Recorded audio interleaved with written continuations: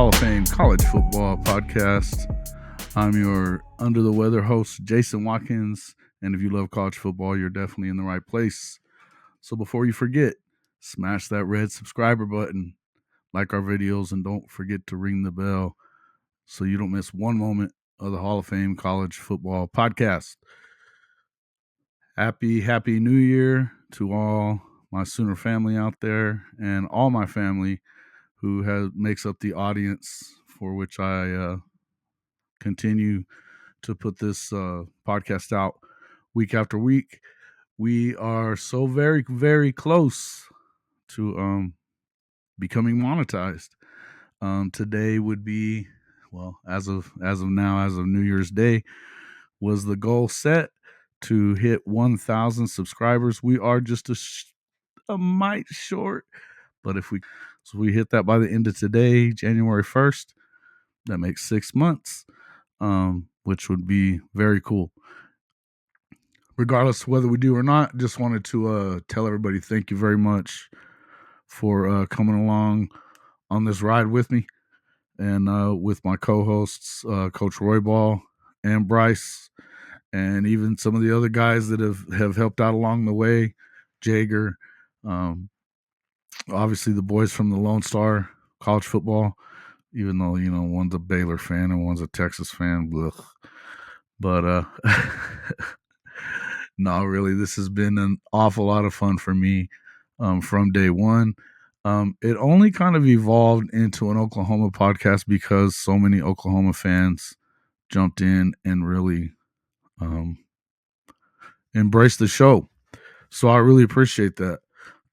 I expected that it would be more centered around the Big 12 and college football as a whole. I still feel like that's probably where it's headed, but I enjoy being one of the Oklahoma voices out there as far as content creators are concerned. So again, I appreciate that from all you guys. If you would, though, share the podcast with all your friends and family. Again, 26 to go. If we get it by the end of today, we will be giving out a piece of podcast merchandise of your choice.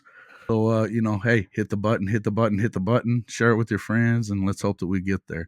A lot of times we're going to be doing a lot of giveaways, I believe, here in the future as well, in view of the fact that we should have some sponsorships. In fact, there's some talks about a few of them as we speak now. So looking forward to that as well, and everything that 2023 will bring for the Hall of Fame College Football Podcast.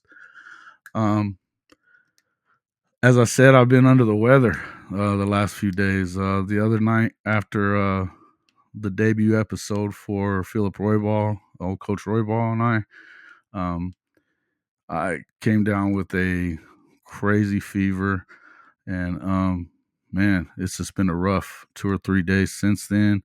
Didn't even really get to watch much of the Oklahoma game. I did go back through and see all the highlights. Overall, pretty excited about it.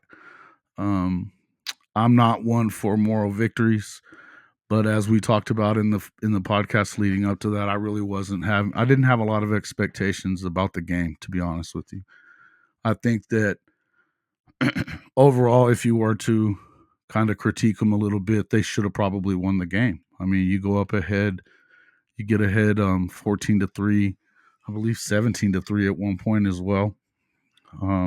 Had some opportunities to kind of put it away and let Florida State get back in it. Then, of course, then, of course, there were definitely some mishaps here and there. You had a fumble by Gavin Sawchuk, but and at an inopportune time, really. But I hate to, kind of stick that to him. I feel like that's one of those things that, as I kind of heard on the Horns Down podcast, it seems like one of those things that it's probably going to benefit him in the future, that he's going to make sure to secure that football a little better in the next time when a big game's happening. He showed a lot of flashes of being very, very good. Javonte Barnes also kind of showed us how capable he appears to be to be the lead back for the Sooner program moving forward. And when you consider the fact that you've got two of the country's best running backs signed and ready to go for the 2023 class, what a bright spot that appears to be for the OU program. I would also say that I think that Dylan Gabriel also had a good game. You know, he made some good throws. He did make some mistakes. It seemed like to me he probably held the ball a little bit longer. And that's kind of been one of the, if he had an Achilles heel in my mind throughout the season, it was probably that, maybe holding onto the ball a little long. But he sure did deliver some throws on the money to Farouk, also to obviously to Marvin Mims.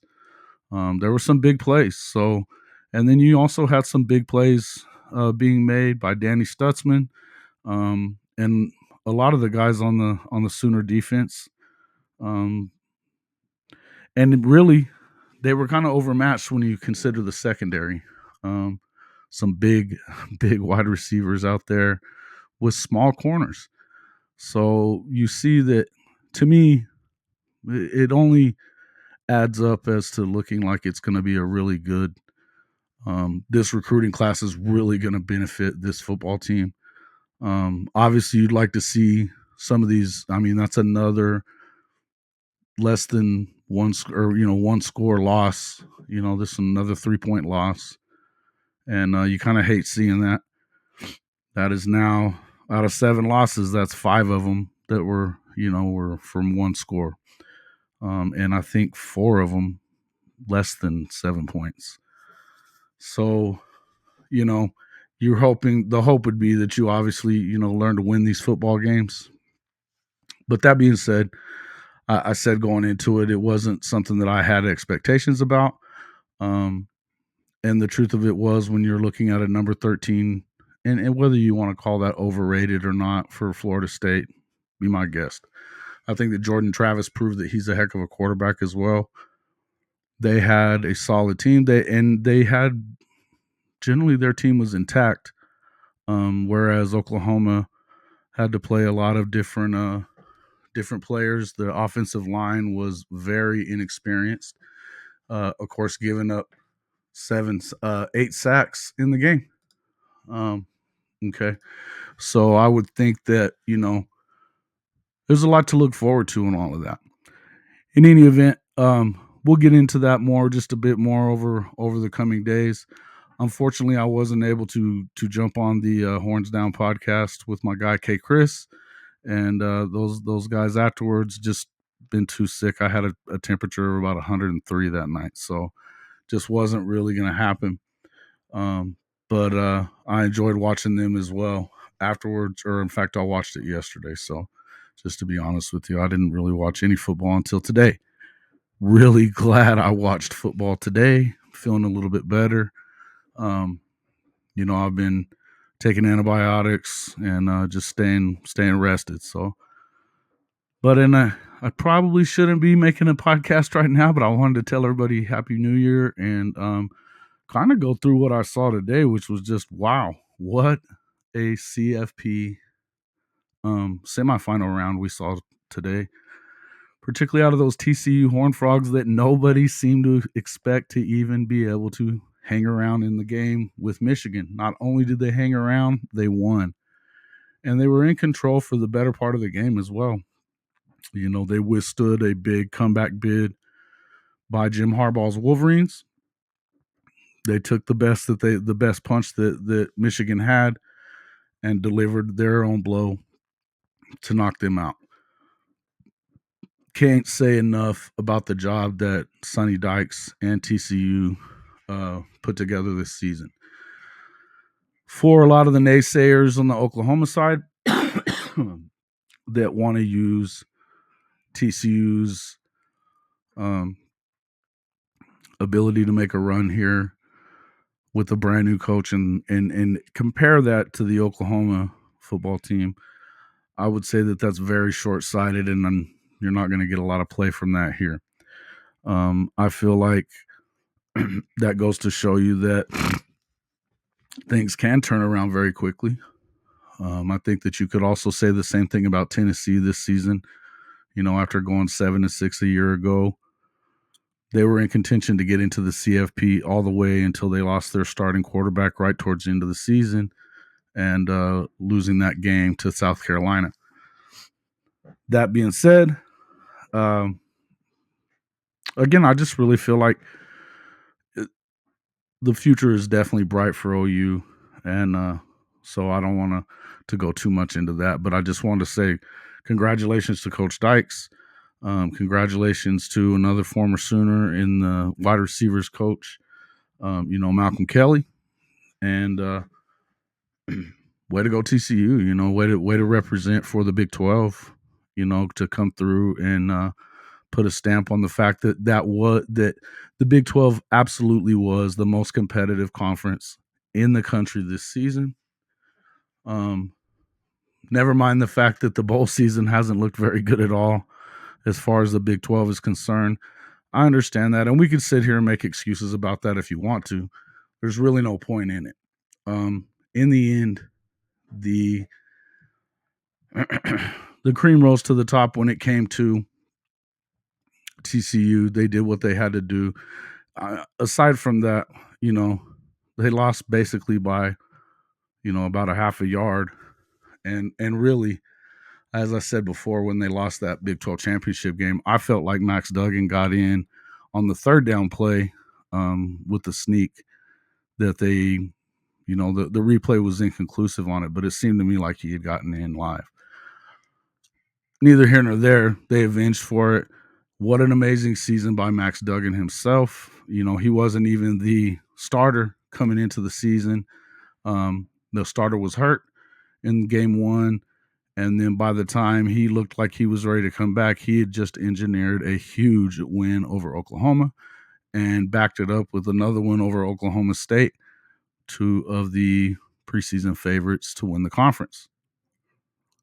They continued to win throughout the season in games that people didn't expect them to win. So good for them. Amazing turnaround for Coach Dykes. I think that he's been kind of underrated as far as coaches are concerned. He's been around the block a little bit. Coached at Cal, coached at Louisiana Tech. Did a great job at SMU. He was beating TCU for the past few years before he got the job there. So it was, to me, I think that you have to give him his props, and I certainly do. Moving on to the nightcap, another amazing game. A game that I think kind of coming into it, I definitely, I'll admit that I said that Georgia was probably going to beat the brakes off of OSU because I just don't really think that much about the Big Ten, and particularly outside of Michigan. I just don't. Now, what I would say is that I was wrong in that regard.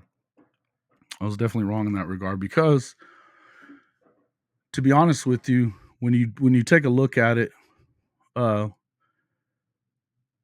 Ohio State was really good at, it was going to be in their favor for this game. I understand that it was in Georgia, in Atlanta, that is, not too far from where the Bulldogs are, their campus is. So definitely a home field advantage for Georgia. That being said, indoors, out of the elements, with an offensive juggernaut like what you have in Ohio State, it lent itself for them to be able to be into a shootout game like you ended up having. And they very nearly did everything they needed to do to win it. Something that you start looking at too, though, this is back-to-back games that that vaunted Georgia defense has shown cracks. They gave up over 350 passing yards tonight to C.J. Stroud. Even gave up a lot of scrambling yards to him as well. And this is a quarterback that doesn't really run around a lot. So I mean, their defense definitely showed some cracks in the facade there for a little while. But in the end, you got to give it a lot to Stetson Bennett because he did not look good at times during that second half. But to come through the way he did in the last few drives there, and when they needed to have scores. That was huge.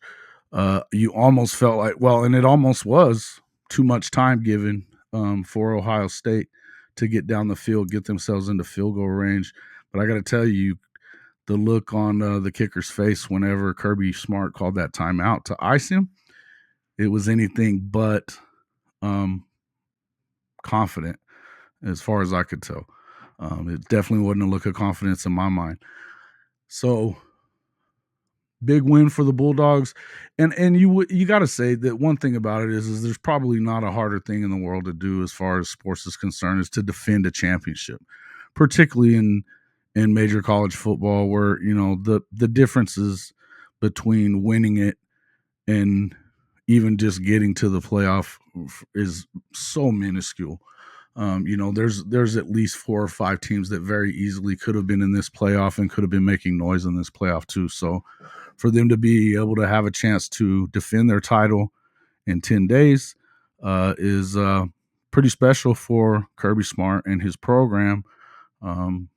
Again, he's starting to look like he may be the new man on the block when it comes to major college football coaches. We'll find out. Can TCU win? Beat them? You'd like to think probably. I'd like to think maybe they could. It's hard to believe that they could when they came in chosen to finish like 7th in the Big 12. New coach, new staff, a whole 9. What they did do very well was the transfer portal. They worked the transfer portal very well. They held on to some very key players, including Max Duggan. The things that they did very well worked out very well. And on top of that, the fact that some of their core players on that defense that have learned defense from Gary Patterson. And you got to give Gary Patterson a lot of credit for what this team was able to do defensively throughout the season at times when they needed to. Like in the Texas game at Austin when they basically shut down the Texas offense. And you don't see that happen very often with any Steve Sarkisian offense. So, all kudos to them. And even, I would say that, obviously Gary Patterson being a part of that Texas team, that was tough on him. But I think that if tonight he would probably be, my guess is he's got some pride about what the team accomplished. So congratulations again to TCU. Do I feel like they can win? If it just looking at it on paper and what you expect and after what you've seen for the past couple of years out of the Georgia Bulldogs, I'd say no. After what I've seen out of the TCU Horned Frogs throughout the season, though, how the hell can you say no? These guys just continue to go out there and win games that they shouldn't. They've been doubted week after week, game after game, and all they do is go out there and find a way to win. I think something I saw on game day earlier today, Herb Street was talking about they can't afford to get behind, and I agreed with that. Throughout the year, you saw TCU kind of get behind the of a team, and then come back, find a way to fight their way back and win. They were down 18 to Kansas State. The week before that, they were down 17 to Oklahoma State. Come back and win both games. They did it again against let's see, there was at least a couple of more games like that where they fell behind in the game and came back and found a way to win it. So to me, you got to kind of tip your hat to them. The Baylor game, they did the same thing. You got to tip your hat to them. But today, when they needed to get out there and jump ahead, they did that. Which goes to tell you that, these guys believe in what they are and what they do. So it's kind of hard to doubt their ability. Can you expect them to win? Probably not. Would it surprise you a ton if they did? Probably not. I'm going to reserve my pick. I've got 10 days to worry about it, but we'll definitely be doing a pre-championship pod to talk about that beforehand. So I'll let you know what my pick is then. But listen, looking at things the way I did today, I certainly would not count them out. And and for all the flack that I've given Ohio State throughout the season. Yeah, I'm not taking it back. I still think he sucked. But anyway, all right. Thanks a lot, guys. I just wanted to jump in and do that. Please, please, please, if you are already a subscriber, thank you so much. But if you're not, please hit that subscriber button and like the videos and help us to reach our goal of getting monetized. And I'd appreciate that a lot. Again, thanks a lot for coming on this journey with me so far.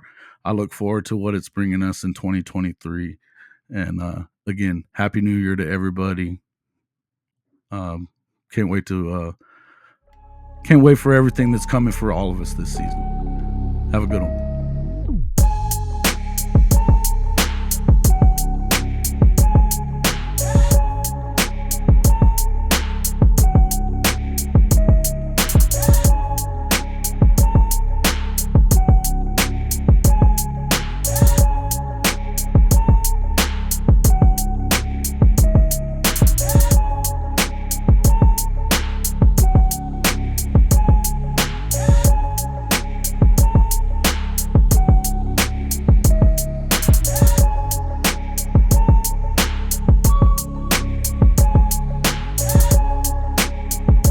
Let's go!